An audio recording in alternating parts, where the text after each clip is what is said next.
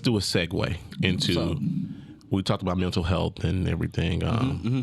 I started counseling again. Hey, bum bum bum bum.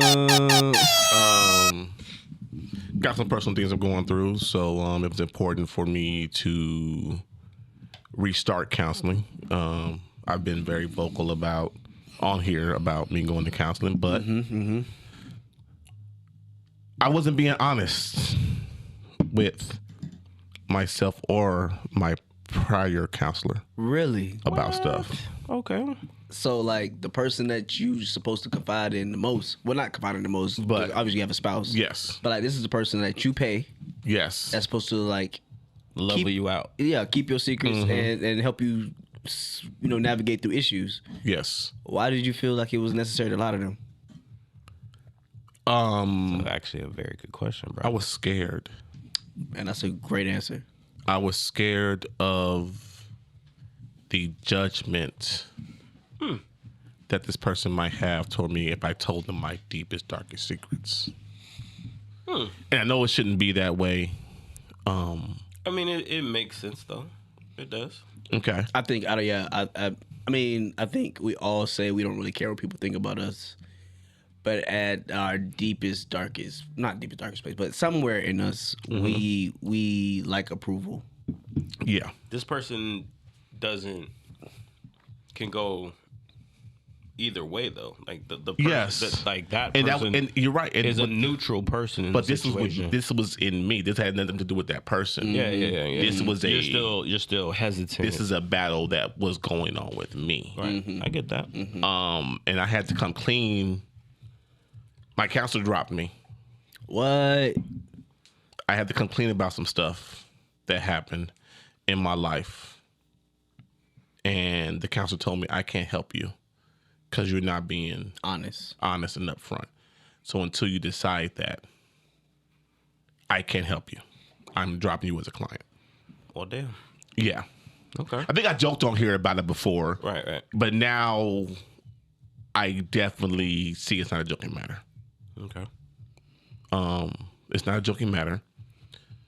It's something Counseling is not a joking matter. counseling and the fact that the reason I got honest. dropped being Yeah, the fact being of honest. the fact of the reason that she dropped me as a client. Could you imagine, like, going to rehab and being like, yeah, bro, I ain't drinking, bro. Right. And then fucking...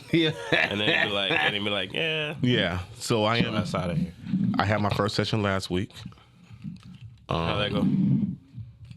Good, enlightening. They opened me up to some stuff. It's the first session, so I mean, Question. Is Yes. your therapist black? No.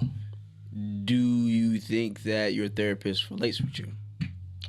So this therapist that I went to first, she spoke with me, and she actually said, "I'm sending you to a different counselor." Okay.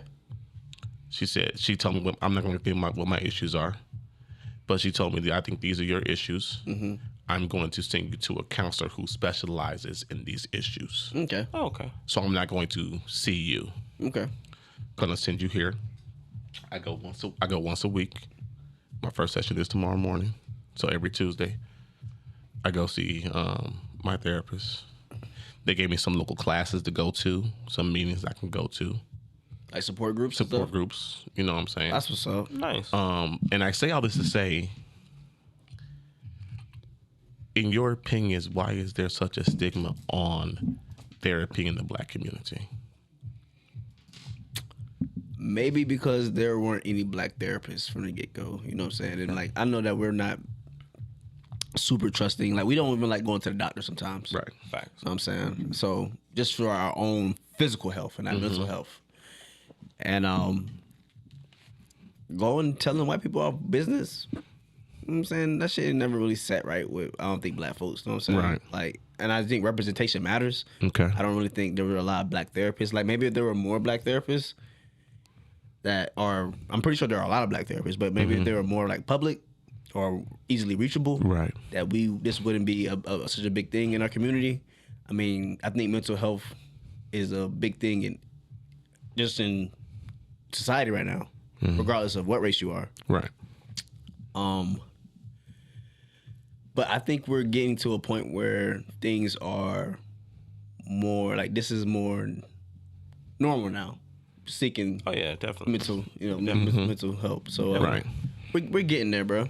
I think we're getting there. I have a therapist. I haven't seen him in a minute, but it's been a couple years since I've had therapy, and I should probably get back into it myself. Mm-hmm.